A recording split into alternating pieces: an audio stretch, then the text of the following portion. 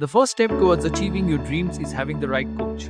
Get the best education with LBSNAA IAS and make your UPSC dreams come true. Download the app now.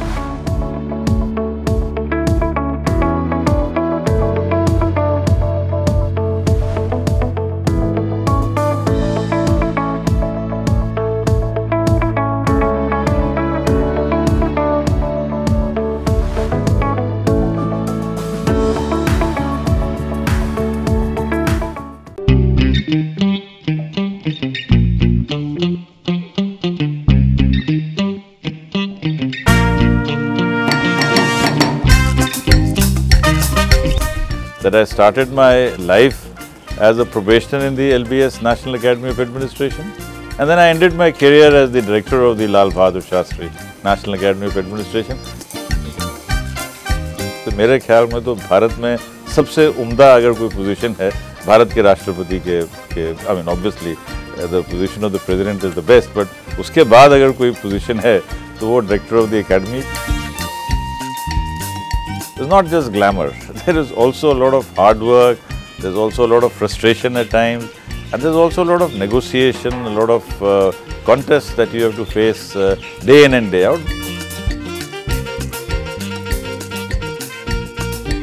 But as long as you're not completely aligned with one person, I think everybody will respect your aspect of being a professional civil servant.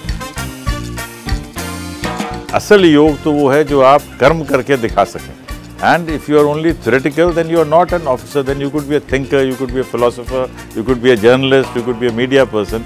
But as an officer, you have to believe in action, you have to believe in firm action, and you have to believe in timely action. So that is what we try to do at the academy.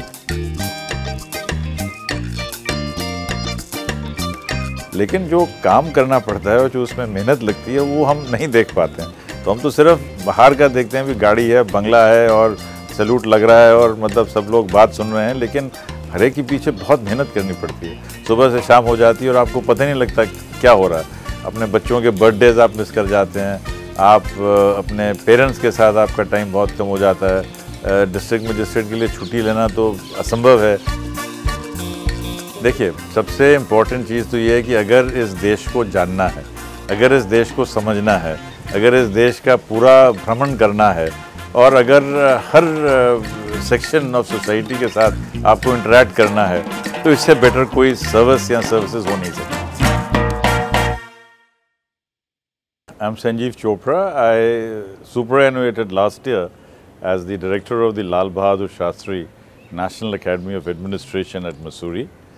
And today I'm going to talk about the journey of a civil servant. Well, even before I joined the IAS, I had a career in the Times of India. I was a trainee journalist from 1982 to 1985. I was a trainee journalist. I'm a trainee journalist for 1 year, and then I was with various editions of the newspaper. And I was at the Economic Times when I wrote the exam for the IAS. Exam लिखने की भी एक मज़ेदार कहानी है, क्योंकि जब मैं 22-23 साल की उम्र में अपने पिताजी के पास अपने लीड आर्टिकल्स लेके गया इकोनॉमिक टाइम्स में, तो he said, well this is all fine, but if you have the capability, why don't you crack the civil services exam. तो ऐसे ही मैंने कहा, ऐसे do you think I can't crack it. इसे सब कहते हैं कि हम क्रैक कर लेंगे, लेकिन if you have it then you do it. So I said, but I am working in the Times of India now. मुझे छुट्टी कैसे मिलेगी, मुझे कुछ सैलरी मिल रही है अभी. तो he says, okay, I'll give you 6 months salary. You take leave without pay, and I'll give you 6 months salary, and you write the civil services exam. So more of a challenge, actually, more of a challenge on whether I can clear the exam or I cannot clear the exam. It was more of a challenge with my father that I took the exam, and this was actually asked in the interview board also. In fact, the chairman said that, why did you take the exam? I said, it was a bet with my father whether I can clear it in one go or I cannot, and that's why I took the exam. And the chairman said, thank God for an honest answer. बाकी सब तो देश सेवा के लिए IAS बनते हैं. खैर, इसका ये मतलब नहीं था कि मुझे देश सेवा की कोई इच्छा नहीं थी या कोई संभावना नहीं थी, because I have grown up in a family where almost everyone has been in the bureaucracy or in the police or the BSF or the services. Therefore, I had a rough idea, not a rough idea, I would say a fairly good idea of what the bureaucracy does. And therefore, it was a natural progression because my father was in the state police service and then later on he had joined the BSF. So it was I wouldn't say a very, it was a transition was pretty smooth. और फिर जब हम Mussoorie academy पहुँचे for our foundation course, it was a dream world. It was such a lovely time to be in Mussoorie. We were all young and we really bonded very well. और in fact, जो foundation course की जो यादें हैं, जो foundation course की memories हैं, वो तो I think till such time as one lives, one would always remember the friends from foundation courses, from the foundation course, the trek, the village visit, the plays, the debates, the elections that we fought, because foundation course में elections भी होती हैं. You contest for officers mess, for officers club, contemporary affairs, fine art society. तो उसमें बड़ा मज़ा आता है. One of my best friends in the FC, Rohit Modi, we both contested against each other in the Contemporary Affairs Society. I won by just 3 votes. But Rohit Modi और मेरी बहुत अच्छी और it's been a lovely friendship for so many years, and so many friends that you make in the FC. In fact, if I start naming, then many will get upset कि मैंने उनका नाम क्यों नहीं लिया. रोहित का नाम इसलिए ले दिया because he left the IAS, and so he is technically he joined the private sector and did very well for himself. So, but एक चीज़ मैं बताना चाहता हूँ कि foundation course is the FC for all the services, not just the IAS but the IPS, the foreign service, the railways, the defense services, और बहुत सारे जो हमारे friends बनते हैं जिनके साथ ज़िंदगी भर का interaction रहता है. They are all from different services, and it's very good because I remember when I was in Ankara for a G20 conference on agriculture, my batchmate was then the ambassador to Turkey, and we had such a lovely time.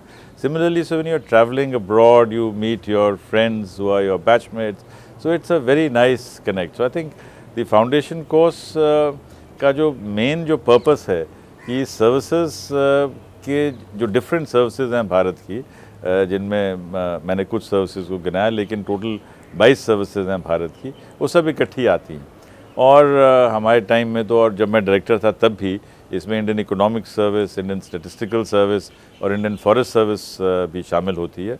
तो ये जो एक purpose था, जो हमारे जो जब गोविंद बल्लभ पंत ने जब एकेडमी शिफ्ट की थी मसूरी में 1960 में, तब वो देश के होम मिनिस्टर थे, तब उन्होंने पार्लियामेंट में ये कहा था कि मैं चाहता हूँ कि सब सर्विसेज एक साथ मिलके अपनी ट्रेनिंग करें, क्योंकि 1959-60 से पहले तक सब सर्विसेज एक साथ उनकी ट्रेनिंग नहीं होती थी.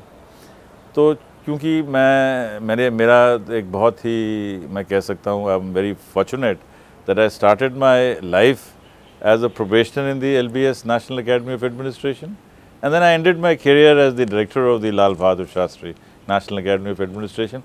और मेरे मानने से, मेरे ख्याल में तो भारत में सबसे उम्दा अगर कोई पोजीशन है भारत के राष्ट्रपति के I mean obviously the position of the president is the best, but उसके बाद अगर कोई पोजीशन है तो वो डायरेक्टर ऑफ द एकेडमी की, बिकॉज इतने बढ़िया माहौल में वो एकेडमी बनी हुई है, and you interact with young people. There is so much of enthusiasm, there's so much of bubble, there's so much of joy, so much of ebullience in the youth of this country, ki you feel very happy and very proud.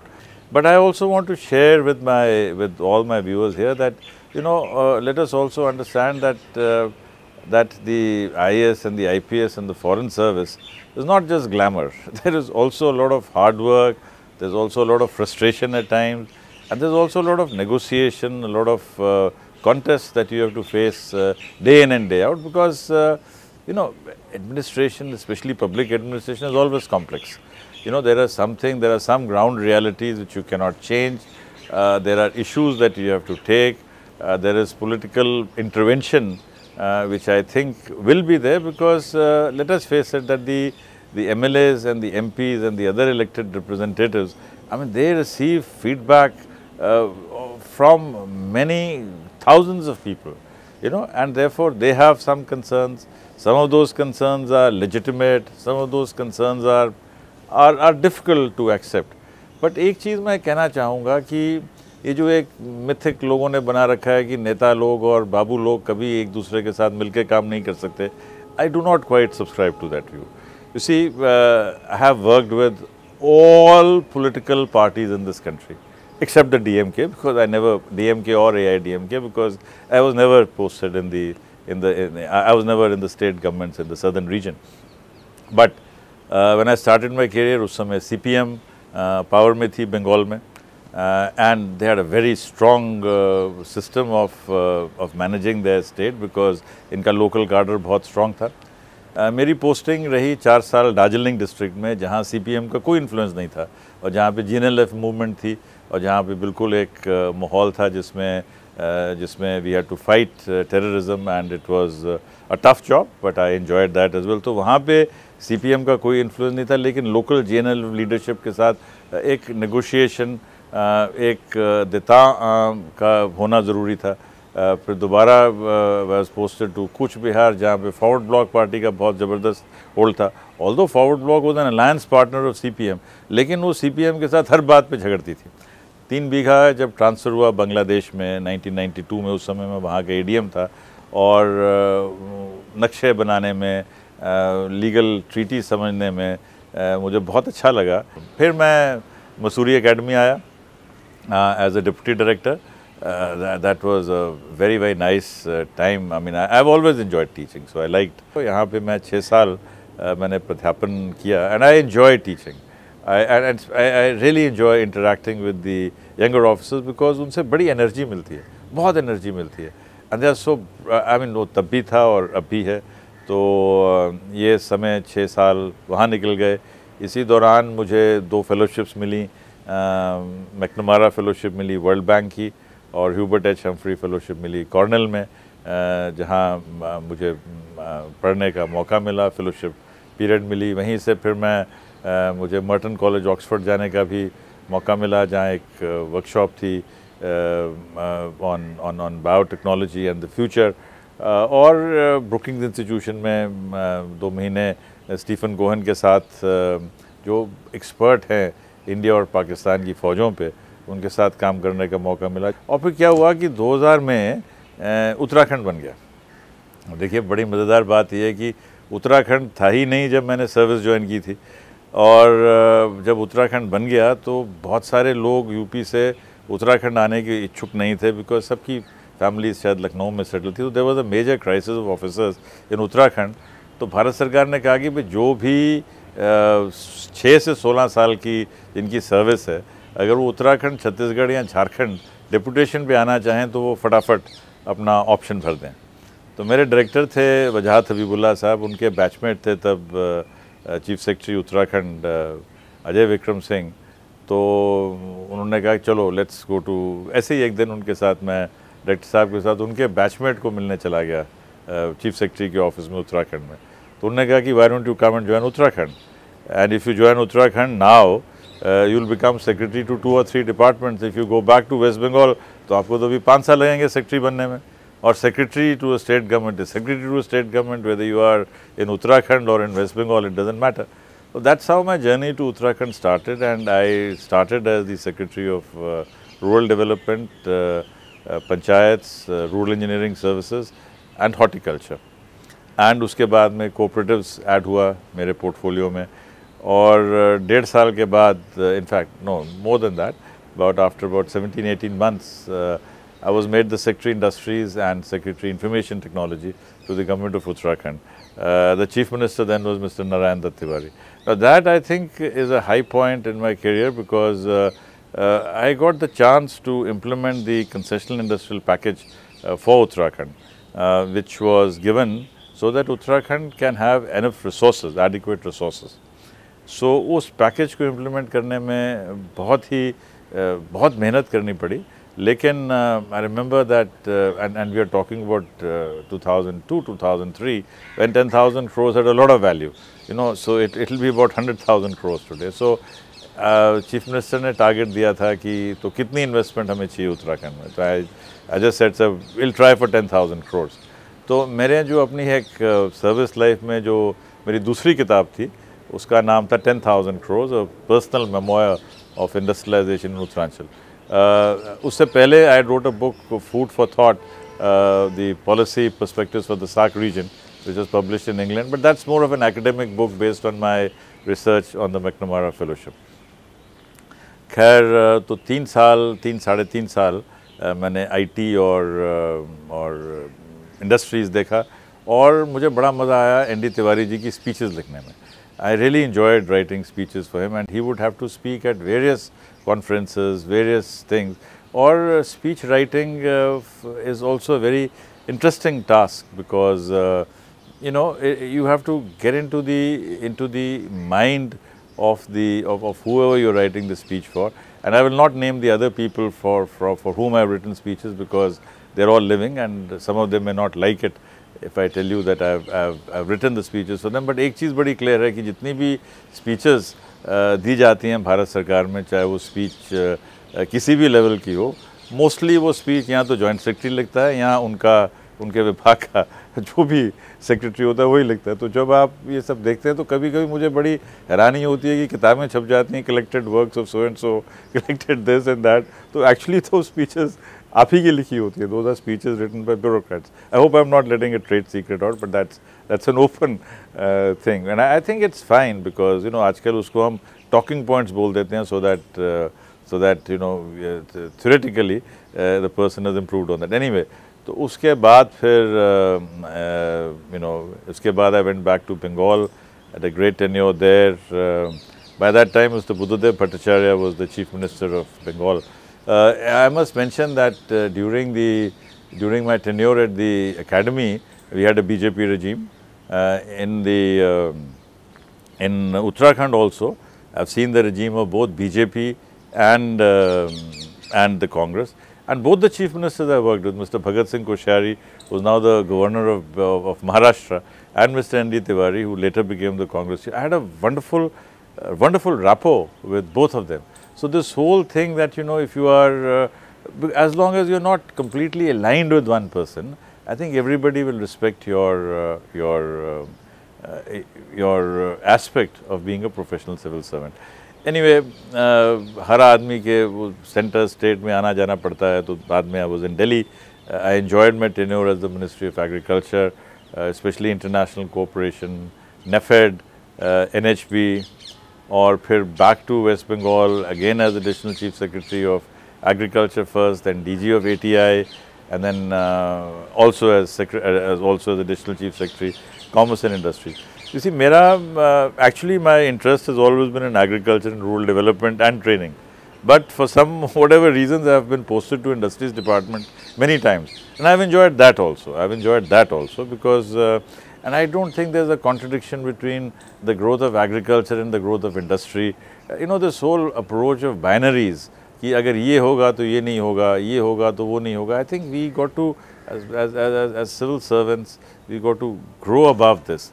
Every sector is important, and whenever you get the chance to do anything, you should enjoy that. And finally, I must say that the crowning glory of my career has been as the director of the Lal Bahadur Shastri National Academy of Administration. I was so fortunate to get this position on 1st January 2019, and I have enjoyed each moment of it.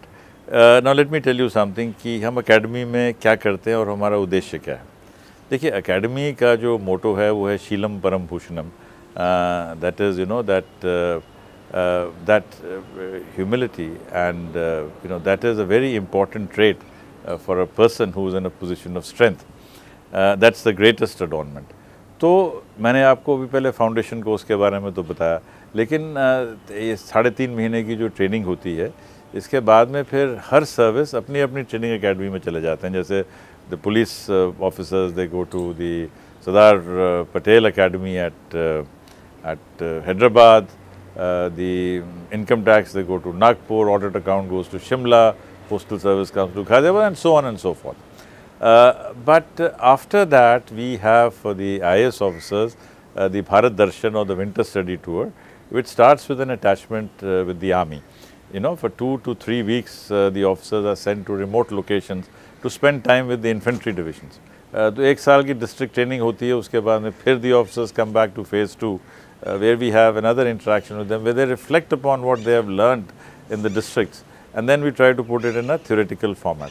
देखिए academy में जो focus है that's on teamwork, that's on consensus building, and that's on understanding how to listen and how to communicate, because that is what makes a great officer.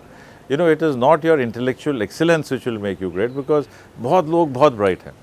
IAS को, IPS को, foreign service को, हम सबको एक team में काम करना होता है.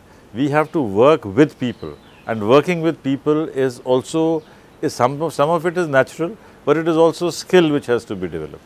And that is what we try to do in the academy, because at the end of the day, the motto of the IAS is Yoga Karma Sukoshalam, that yoga is skill in action. और ये भागवत गीता की जो 50th verse है, second chapter में, उससे लिया गया है कि असल योग तो वो है जो आप कर्म करके दिखा सकें. And if you are only theoretical, then you are not an officer. Then you could be a thinker, you could be a philosopher, you could be a journalist, you could be a media person. But as an officer, you have to believe in action, you have to believe in firm action, and you have to believe in timely action. So that is what we try to do at the academy. Challenge का जो सवाल है वो अपने perspective पे depend करता है. हम एक्सपेक्ट क्या करते हैं, हम आईएएस से या किसी भी अपनी जॉब से हम क्या एक्सपेक्ट करते हैं. क्या हम इसमें बहुत शोहरत चाह रहे हैं, क्या हम इसमें पैसा चाह रहे हैं, हम क्या चाह रहे हैं. अगर हम बहुत क्लियर हैं कि हमें प्रोफेशनली अपना काम करना है, तो बहुत ज़बरदस्त चैलेंज होते नहीं है, क्योंकि आपको अगर एक जॉब पसंद नहीं है तो आपको दूसरी जॉब मिल जाएगी. देखिए 311 और 312 जो हमारे दो जो मूल जो कॉन्स्टिट्यूशनल गारंटी जो मिली हुई है सिविल सर्विस को, इसके बाद में कोई मेजर चैलेंज नहीं है हमारे लिए. अगर हम पॉलिटिकली इंक्लाइंड नहीं हैं, अगर हम करप्ट नहीं हैं, या अगर हमारी कोई वेस्टेड इंटरेस्ट नहीं है, तो फिर किसी से डरने की कोई बात नहीं है. क्या होगा, इनफैक्ट बहुत सारे लोग स्टेट गवर्नमेंट्स में जब चीफ मिनिस्टर आपसे नाराज़ हो जाता है या हो जाती हैं, तो कहते हैं चलिए हम आपको ट्रेनिंग इंस्टीट्यूशन में भेज देते हैं. उससे बढ़िया चीज़ क्या हो सकती है. ना आपसे नाराज़ हो जाएंगे तो कहेंगे कि चलो हम आपको ट्रांसपोर्ट से रूरल डेवलपमेंट में भेज देंगे. तो क्या प्रॉब्लम है. चैलेंज तो तब है अगर आपकी ज़िंदगी में आपने मकसद बना लिया कि मुझे सिर्फ 1, 2 या 3 विभागों में ही रहना, तब चैलेंज है. अगर आप किसी भी असाइनमेंट को लेने के लिए तैयार हैं तो कोई मुश्किल है ही नहीं सिविल सर्वेंट के लिए. देखिए मैंने जैसे पहले कहा कि जो पहला जो चरण है फाउंडेशन कोर्स, इसमें तो the whole purpose is to develop the spirit the core. तो इसमें एकेडमिक एक्सेलेंस तो है, लेकिन जो फोकस है वो है वर्किंग टुगेदर पे, वो है एक दूसरे के साथ हम कैसे मिल के टीम वर्क कर सकें, ग्रुप वर्क कर सकें, कैसे कम्युनिकेट कर सकें, कैसे हम अपने जो हमारे जो इनिशियल थॉट्स हैं उनको कैसे ब्रेक कर सकें. और 2019 से तो जो आरंभ प्रोग्राम स्टार्ट किया प्रधानमंत्री जी ने, उसके बाद से तो सब सर्विसेज के लोग इकट्ठे होकर हम सब स्टैचू ऑफ यूनिटी पे जाते हैं, और वहाँ पे सरदार पटेल की स्टैचू के पास ही जो बना हुआ है, जो कॉम्प्लेक्स बना हुआ है, उसमें ट्रेनिंग होती है, जिसमें दुनिया भर के थॉट लीडर्स, वर्ल्ड बैंक और बाकी जो भारत सरकार के सेक्रेटरीज़ हैं और कंट्रीज़ के जो थॉट लीडर्स हैं वो सब आते हैं. तो purpose is basically to expose you to the best of the people in their field in the world. That is the foundation course. और जो फेज़ 1 जब आ जाता है तो उसके अंदर आईएएस के जो प्रोबेशंस होते हैं उनको स्पेसिफिक्स जो जैसे लॉ है, तो लॉ के अंदर जो चीज़ें लॉ में एक यंग ऑफिसर के लिए ज़रूरी हैं, जैसे सीआरपीसी हो गया, एविडेंस एक्ट हो गया, आगे आईपीसी का भी काफ़ी कोर्स था, अब आईपीसी का सिलेबस थोड़ा कम हो गया है, और बाकी सिविल प्रोसीजर कोड हो गया. अब पब्लिक एडमिनिस्ट्रेशन के अंदर ऑर्गेनाइजेशन क्या है, ह्यूमन रिसोर्स मैनेजमेंट क्या है, ऑर्गेनाइजेशन क्या है, डिस्ट्रिक्ट एडमिनिस्ट्रेशन कैसे चलती हैं, बाकी जो स्टैट्यूटरी बॉडीज़ हैं देश की वो कैसे हैं. लेकिन मेरे ख्याल से तो जो ये एकेडमिक कंपोनेंट है, this is part of a much larger overall bearing कि आप एक अच्छे अफसर कैसे बन सकते हैं. तो इसलिए ज़्यादा फोकस जो रहता है वो है इंटरेक्शन पे, जो विजिटिंग फैकल्टी है उसके साथ, जो हमारे सीनियर्स हैं उनके साथ जो इंटरेक्शन होती है उस पर ज़्यादा फोकस रहता है.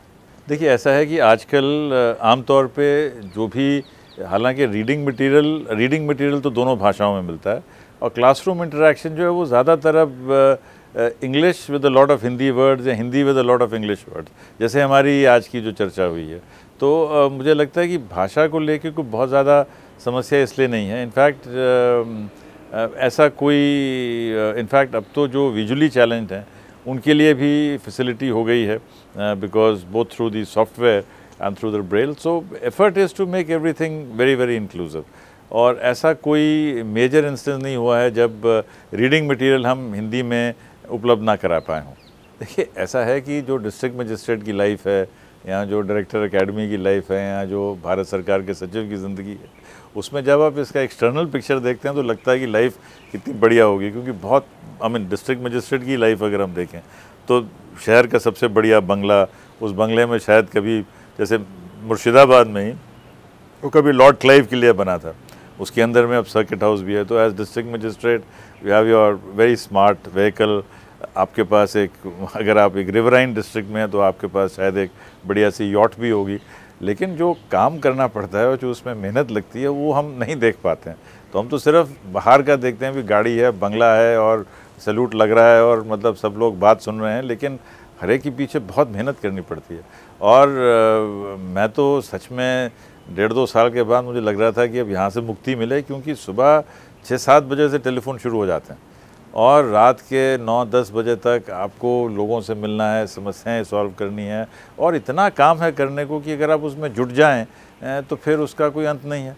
अब तो खैर अच्छी बात ये हो गई कि रोड कंडीशंस काफ़ी ठीक हो गई हैं, लेकिन हमारे टाइम में तो रोड कंडीशंस बहुत ख़राब थी और यहाँ जिप्सी होती थी, यहाँ एम्बेसडर कार होती थी। आज शायद थोड़ा ईजी हो गया हो, लेकिन आज की डेट में कॉम्प्लिकेशंस बढ़ गई हैं, क्योंकि नंबर ऑफ़ स्कीम्स बढ़ गई हैं, नंबर ऑफ़ काम बढ़ गए हैं, और जो सबसे इम्पॉर्टेंट चीज़ है, एक्सपेक्टेशंस इतनी बढ़ गई हैं कि उनको फुलफ़िल करने में तो जिसको कहा जा सके कि सुबह से शाम हो जाती है और आपको पता नहीं लगता क्या हो रहा है। अपने बच्चों के बर्थडेज़ आप मिस कर जाते हैं, आप अपने पेरेंट्स के साथ आपका टाइम बहुत कम हो जाता है। डिस्ट्रिक्ट मजिस्ट्रेट के लिए छुट्टी लेना तो असंभव है। तो खैर पेरेंट्स भी मेरे पास आ गए थे मुर्शिदाबाद में, तब भी वही उनकी यही शिकायत रहती थी कि हम आ तो गए हैं आपके पास, लेकिन अब बात ही नहीं हो पा रही है आपसे। तो ये बहुत मुश्किलें हैं, स्पेशली जब बच्चे तब छोटे होते हैं, एक्सपेक्टेशंस होती हैं स्पाउसेस की एक दूसरे से, तो एक मुश्किल तो है, एक जद्दोजहद तो है इसमें। देखिए, सबसे इम्पॉर्टेंट चीज़ तो ये है कि अगर इस देश को जानना है, अगर इस देश को समझना है, अगर इस देश का पूरा भ्रमण करना है, और अगर हर सेक्शन ऑफ सोसाइटी के साथ आपको इंटरेक्ट करना है, तो इससे बेटर कोई सर्विस या सर्विसेज हो नहीं सकती। देखिए, आईएएस में तो हमें झुग्गी झोंपड़ी क्लस्टर से लेके, ट्राइबल विलेजेस से लेके, 5 स्टार होटल में कॉन्फ्रेंसेस, वर्ल्ड बैंक के साथ मीटिंग, ये सब करनी ही पड़ती हैं। तो जिसको मैं कहता था कि मैंने कई बार भी कहा है, ये अच्छा सिविल सर्वेंट वो है जो अपने आप को कंफर्टेबल पाए, 5 स्टार में भी और फुटपाथ पे भी। तो 5 स्टार टू फुटपाथ या फुटपाथ से 5 स्टार, अगर हमें हर किस्म की इंटरेक्शन करनी है और अगर हमें हर व्यक्ति की लाइफ में कुछ ना कुछ चेंज करने की हमारी अगर इच्छा है, तो इससे बेटर कोई और मौका हमें मिलेगा नहीं। और जो मुझे लगता है कि इनफैक्ट जो एक्सपीरियंस आप गेन करते हैं, ये एक्सपीरियंस तो रिटायरमेंट के बाद भी बहुत काम आता है। मैं अभी भारत के नक्शों पे रिसर्च कर रहा था, तो मुझे लगा कि जहाँ जहाँ मैं गया, जहाँ जैसे मैंने देखा भारत में कैसे नक्शे बदल रहे हैं, स्टेट्स की कैसे फॉर्मेशन हो रही है, उसके अंदर खुद मेरी पार्टिसिपेशन रही, तो इससे भी एक ऐसी इंसाइट मिलती है जो नॉर्मली किसी प्रोफेसर को या किसी मीडिया वाले को नहीं मिल सकती। जो लोग अभी आज की डेट में तैयारी कर रहे हैं, I can tell them that they are in for a very good future, because देखिए 2047 में जब भारत अपनी 100 साल की आज़ादी का उत्सव मनाएगा, तब आप ही लोग उस समय देश की कर्णधार होंगे, तब आप ही लोग उस समय you will be occupying the most prominent position in the country. हम लोग तो 75 साल तक देश को लेके आए और हमें बड़ा फ़ख्र है इस बात का कि हम अपने देश को इस पोजीशन तक ले आए हैं। लेकिन जब हिंदुस्तान, भारत, इंडिया जब टॉप पोजीशन पे होगा दुनिया में, तो उस समय अगर आप भारतीय सिविल सर्विस में होंगे तो आपका एक ऐसा कंट्रीब्यूशन रहेगा और आपको एक ऐसा अच्छा लगेगा कि आपके टाइम में जब आप हेल्म में थे ब्यूरोक्रेसी में, उस समय India was the number 1 country in the whole world. It's been a pleasure talking to all of you. Thank you very much.